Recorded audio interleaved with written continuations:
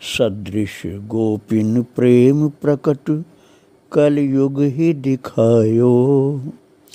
निरअंकुश अति निडर रसिक यश रस न गायो। दुष्टन दोष विचारे मृत्यु को उद्यम कियो। बारन बांको भयो गरल अमृत ज्यों पियो। भक्ति निशान बजाय के काहू ते नाही लजी। लोक लाज कुल श्रृंखला तज मीरा गिरधर भजी। श्री राधे राधे। भक्तों, श्री रामचरितमानस में लिखा हुआ है, रावण जबहि विभीषण त्यागा। भयो विभव बिन तबहि अभागा।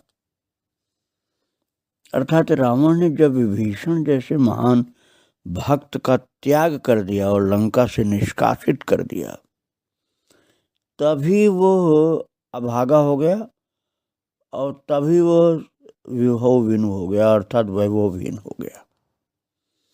जब तक उसने विभीषण का त्याग नहीं किया था, विभीषण को निष्कासित नहीं किया था अपने देश से, तब तक उसके पास सब वैभव थे और तब तक वो अभागा नहीं था, अर्थात भाग्यवान भी था।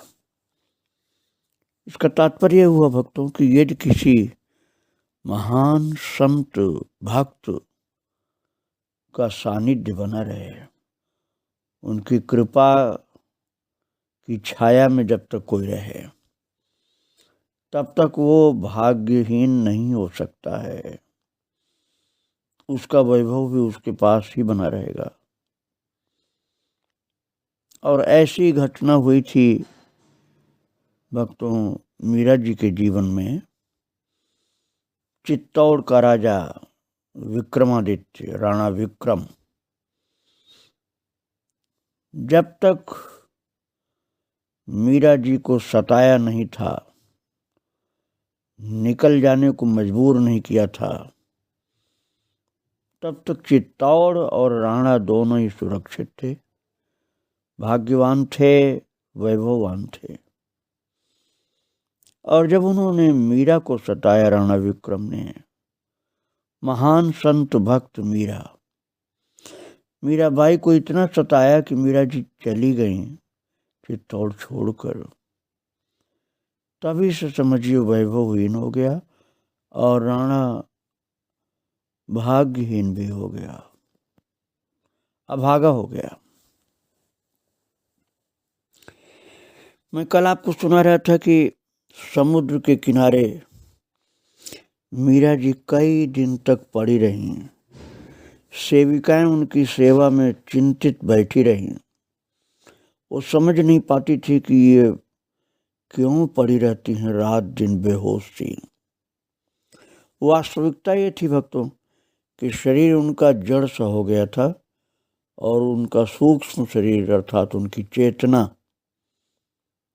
भगवान के दिव्य धाम का आनंद प्राप्त कर रही थी, दिव्य द्वारका का आनंद प्राप्त कर रही थी उनकी चेतना। उनका जीवन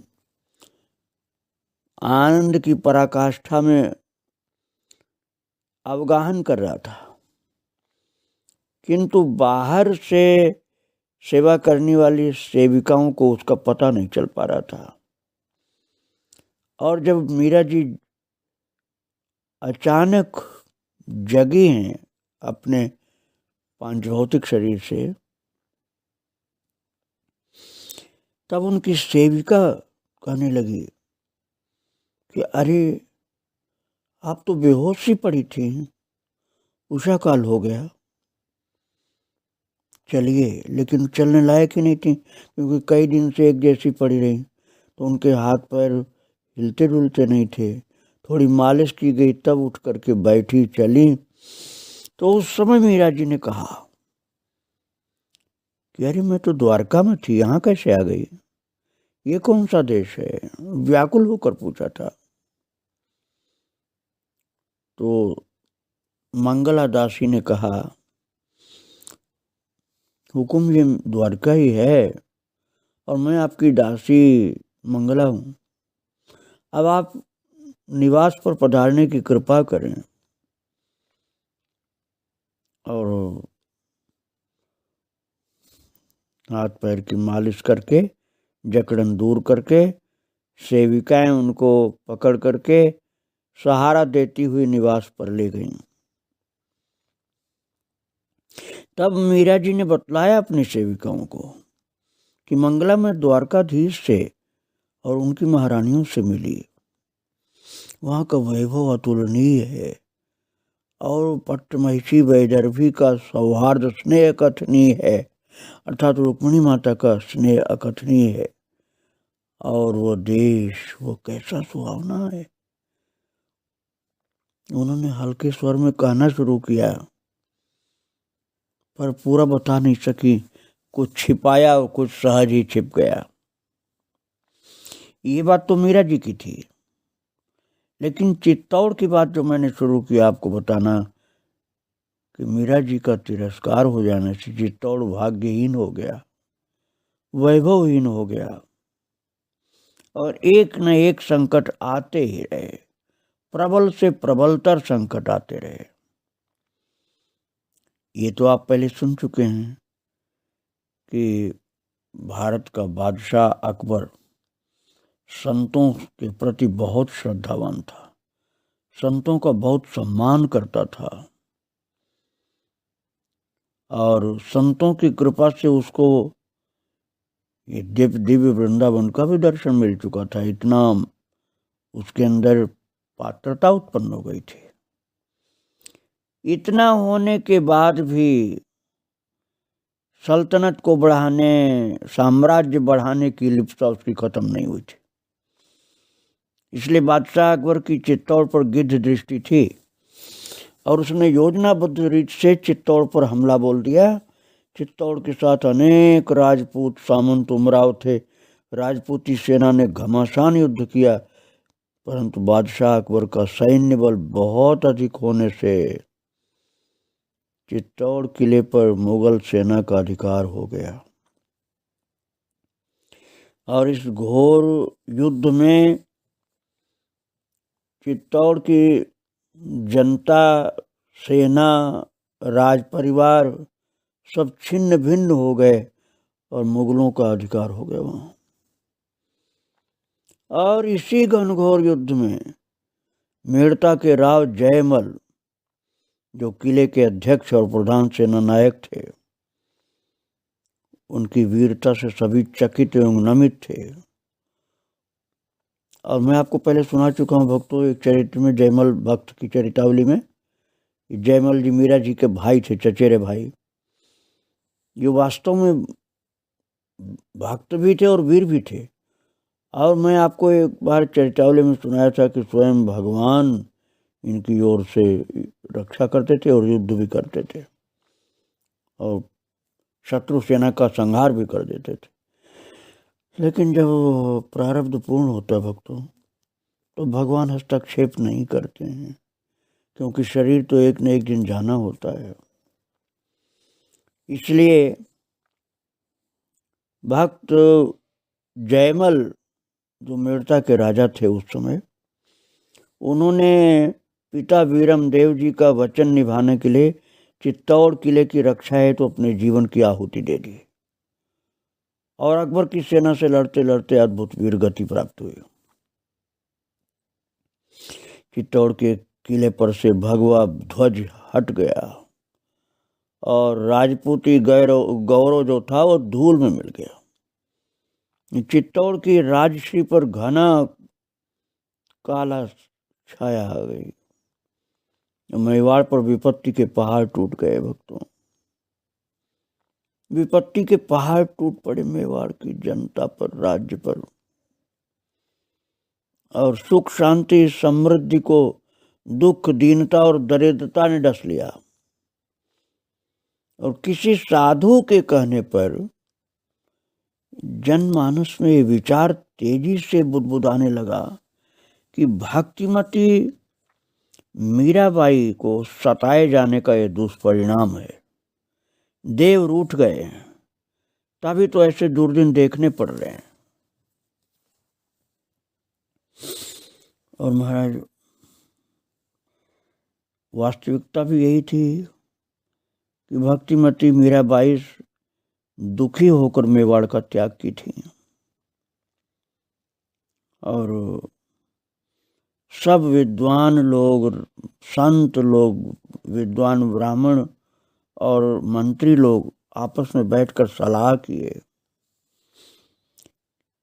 कि एक ही उपाय शेष है कि जो महिमामयी मीरा जी फिर से वापस मेवाड़ पधारें तो ये बुरे दिन बदल सकते हैं। और महाराज मैं आपको सुना चुका हूँ कि राणा विक्रम का जो छोटा भाई था उदय सिंह, वो धर्मात्मा था भक्तों। वो विक्रम जैसा अत्याचारी नहीं था, लेकिन बहुत छोटा था वो।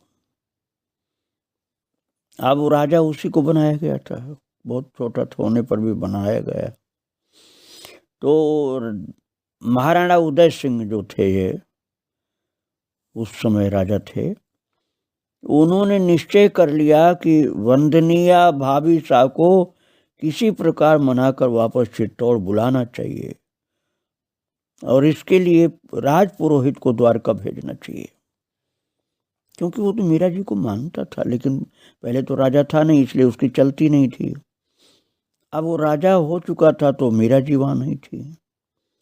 अब उसके मन में आया कि हम लोग किसी तरह से बुलाएं उनको, इसलिए राज पुरोहित को द्वारका भेजने का प्रस्ताव उनके मन में आया। और महाराणा जी का आदेश पाकर के राज पुरोहित जी द्वारका के लिए प्रस्थान किए। मेवाड़ के राज पुरोहित के साथ राठौड़ों को भी पुरोहित, मेवाड़ के प्रथम श्रेणी के 2 उमराव, जयमल जी के 2 पुत्र, जयमल जी जो मीराबाई के भाई थे, उनके 2 पुत्र हरि सिंह और रामदास, और कई राठौड़ राणावत राजपूत सरदार, ये पुरोहित जी के साथ। और ये संवत 1627 में। अब आप लोग भक्तों विचार करो, मीराबाई का जन्म 1561 संवत में हुआ था। अब 1627 की बात है, अर्थात 60 साल से ऊपर की हो गई थी मीरा जी। तो ये सब लोग अचानक एक दिन मीराबाई के निवास स्थान पर पूछते पहुंच ही गए द्वारकापुरी। और मेवाड़ के राजपुरोहित जी ने मीराबाई से कहा कि दिल्ली के बादशाह अकबर की आंखों में चित्तौड़ राजगद्दी की प्रभुसत्ता चुभ रही थी और राजपूती शान का मान मर्दन कर देने में वो चित्तौड़ पर आक्रमण करने का जो निश्चय किया था उसमें सफल हो गया। महाराणा राजपूती सेना को किले में छोड़कर रनिवास और राजकुमारों एवं कुछ सवारों को लेकर मेवाड़ के दक्षिणी पहाड़ों में चले गए और अकबर की सेना के साथ घमासान युद्ध हुआ, परंतु चित्तौड़ का किला हाथ से निकल गया। मीरा जी को ये बताया राजपुरोहित ने द्वारका में जाकर। उन्होंने सब खबर सुनाई वहां की। 4 महीने पहाड़ों में रहकर महाराणा उदय सिंह अपने रहे सहे राजपूतों को समेट कर उदयपुर लौट आए और अधूरे राजमहलों को पूरा किया। विपत्ति का अंत केवल यहीं तक नहीं हुआ। पुरोहित जी ने कहा, मीरा जी से कोई हुक्म? मेवाड़ के राज पुरोहित जी हाथ जोड़ करके उसमें कह रहे थे कि सरकार के पधारने के बाद चित्तौड़ का तो नाश हुआ ही। मीरा जी से कह रहे थे, सरकार, मीरा जी को संबोधन कर रहे थे, सरकार आपके पधारने के बाद चित्तौड़ का तो नाश हुआ ही। जिस विजय स्तंभ पर भगवान एक लिंगनाथ का भगवा ध्वज बड़े अभिमान से गगन में फहराता था, वहां चांद तारों वाला हरा झंडा फहराता है, मुसलमानों का हो गया वो। और पुरोहित जी की आंखों से आंसू गिरने लगे। उन्होंने कहा उदयपुर में भी चैन नहीं है। राणा उदय सिंह जी ने बांध बनवा कर उदय सागर झील बनवा दी है, पर अन्नदाता इंद्र पर किसी का जोर तो नहीं चलता ना, झील सूखी पड़ी है। मीरा जी से पुरोहित जी ने निवेदन किया कि झील बनी तो, लेकिन उसमें पानी नहीं है, अकाल पड़ गया, प्रजा भूखी नंगी है, राज खजाना बिल्कुल खाली हो गया, कुछ भी नहीं उसमें। पुरोहित जी ने बहुत विनम्रता से हाथ जोड़ करके आंखों में आंसू लिए हुए मीरा जी से कहा, सरकार, प्रजा आपकी ओर आशा भरी दृष्टि से देख रही, राज परिवार, प्रजा और हम सब लोग आपकी ओर आशा भरी दृष्टि से देख रहे हैं। बड़े बूढ़े लोगों का कहना है कि ये सब अनर्थ आपको सताने के कारण हुआ है, मेवाड़ परित्याग के कारण।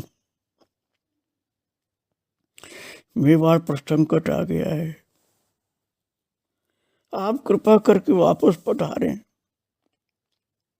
तो मेवाड़ की धरा पुनः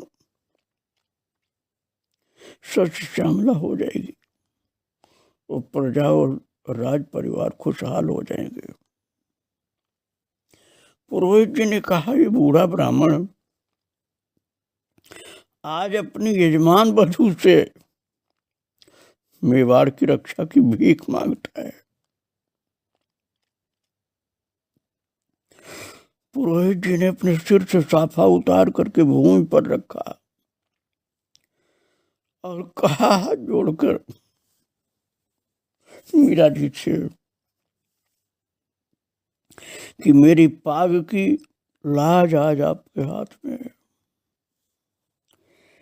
हे मेरी स्वामिनी, हमें सनाथ करो, हम अनाथ हो गए हैं।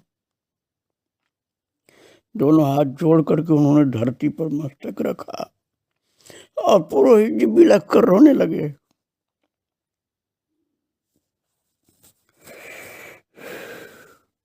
मीरा जी के भी आंखों से आंसू आ गए भक्तों।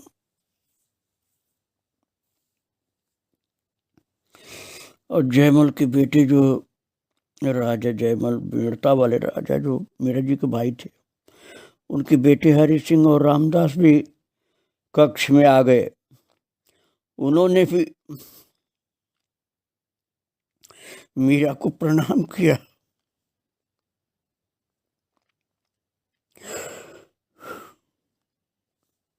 दर्शन प्राप्त करके मन संतुष्ट हुआ, लेकिन सबके आंखों में आंसू थे, रो रहे थे सब कि आपके ऊपर जो संकट डाला गया, सताया गया, इसके कारण से राणा खुद प्रजा और राज परिवार सहित संकट में है। यदि आप नहीं पधारेंगी वहां तो वहां का कल्याण नहीं होगा, सबका नाश हो जाएगा। इसलिए आप पधार करके विपत्ति दूर करिए। सबने प्रार्थना की है आपसे और हम लोग तो प्रार्थना करने आपके सम्मुख ही आए हैं। हम बालकों के सिर पर हाथ रखकर आप सनाथ करें, हमें अपने बड़प्पन का ख्याल करके हमें वापस अपनी वात्सल्यमयी छाया प्रदान करें। मीरा जी के भाई के बेटे रोने लगे, रामदास और हरि सिंह। पुरोहित जी ने दुखित उदास स्वर में कहा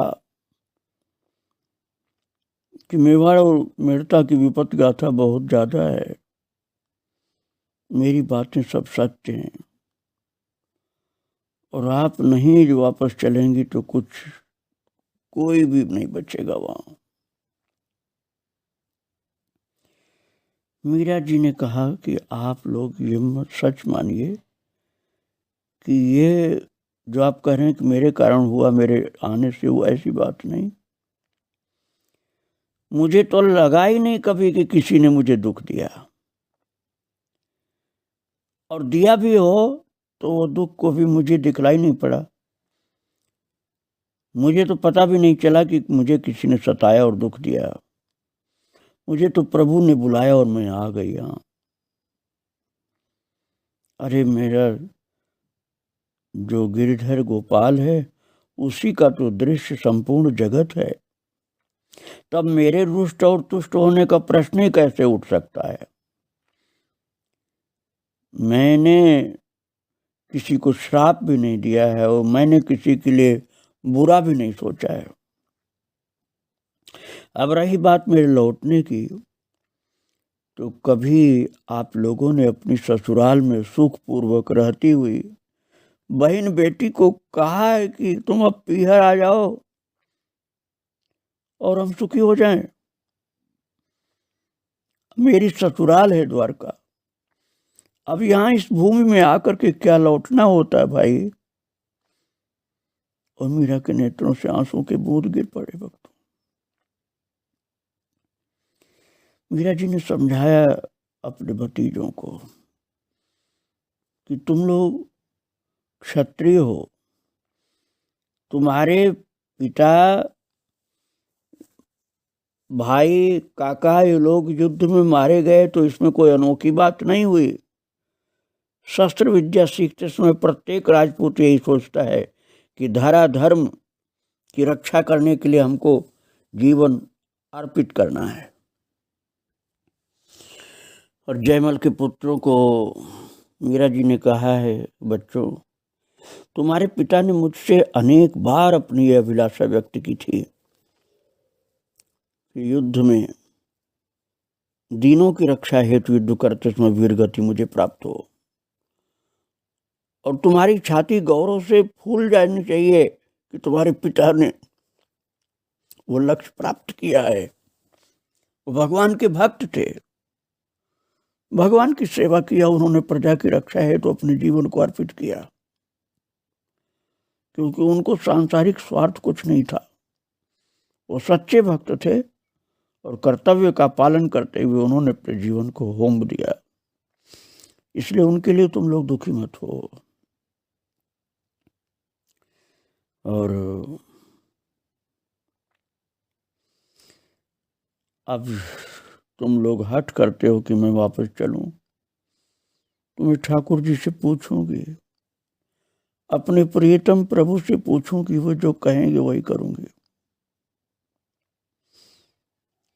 और महाराज इन सब लोगों के आने से मीरा जी बेचैन सी हो गई थी। मन ही मन सोचने लगी, इस भूमि को छोड़कर मुझे वहां नहीं जाना है। अब मैं द्वारका से वापस चित्तौड़ तो नहीं जाऊंगी, न मेड़ता जाऊंगी। और उन्होंने रो रो करके अपने भगवान से प्रार्थना करना शुरू किया, हे दयाधाम, इतनी निष्ठुरता तुम में कहां से आ गई? क्या तुम मुझे अपने चरणों से दूर करोगे? बहुत भटकी हूं प्रभु, अब देह में भटकने का दम भी नहीं है, और न ही उन महलों के राजसी वैभव में बंद होकर के व्यर्थ चर्चा में उलझने की हिम्मत है। अब मैं राजकाज के व्यर्थ की चर्चा में नहीं उलझ सकती हूँ प्रभु, मुझे अपने से दूर मत करना करुणा सिंधु। मीरा जी इस प्रकार बोल बोल करके रो रो कर प्रभु से निवेदन कर रही थी, और जब अपना मस्तक जमीन पर रखकर भगवान से रोकर विनती कर रही थी, उसी समय किसी का स्पर्श पा करके वे जग पड़ी और देखा कि कांचना सम्मुख खड़ी थी। आपको याद आ गया होगा, कांचना दिव्य द्वारिका की दासी थी। वो प्रकट होकर सम्मुख आई हैं, वहां रहती नहीं थी प्रत्यक्ष रूप से, मीरा जी ने पहचान लिया, अरे तो कांचना रुक्मिणी महारानी की दासी है।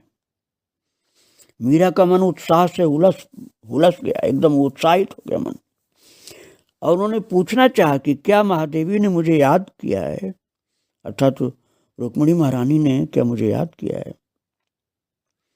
किंतु आसपास सोई हुई दासियों का विचार करके वो पूछ नहीं पाई, चुप रही, क्योंकि कांचना जी तो गुप्त रूप से आई थी। और कांचना के साथ साथ मीरा जी बाहर आई और घर के पीछे ही कुआं और छोटी सी बगिया थी जहां मीरा जी रहती थी द्वारकापुरी में। उस घर के पीछे कुआं था और छोटी सी बगिया थी। वहीं आकर के कांचना कुएं की जगह पर बैठ गई और मीरा जी को बैठने का संकेत किया।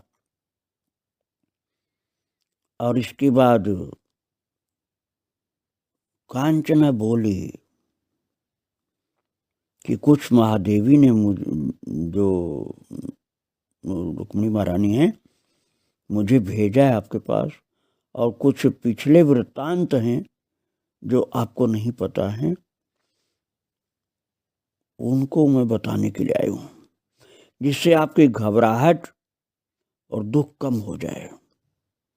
इसलिए आप शांत चित्त हो जाइए, घबराइए नहीं।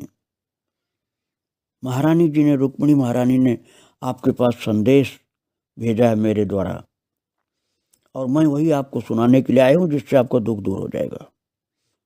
आप शांत हो जाइए, घबराइए नहीं, आपके साथ अन्याय नहीं होगा, आपके ऊपर प्रभु की संपूर्ण कृपा है। उसके बाद भक्तों, इस कांचना दिव्य द्वारका की दासी ने मीरा जी को बड़ी मार्मिक बातें बताई हैं, जो मैं आपको कल सुनाऊंगा। आज इनको यही प्रणाम करके विराम दे रहा हूं भक्तों। श्री राधे राधे, जय श्री राधे राधे।